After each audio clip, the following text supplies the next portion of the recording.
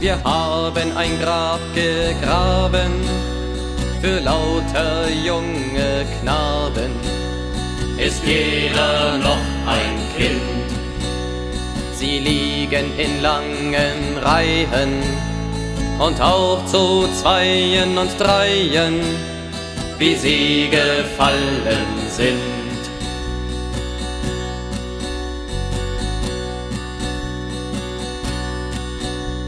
Sie haben so brav gestritten, den bitteren Tod erlitten, getrunken, als wäre er Wein.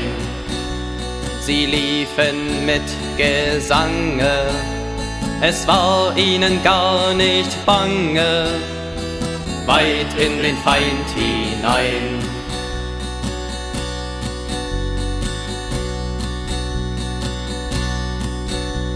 Sie trieben ihn über die Eiser, der Blütenlorbeerreiser, rings auf dem flandrischen Feld. Und noch im Taumel des Falles klang Deutschland über alles in der Welt.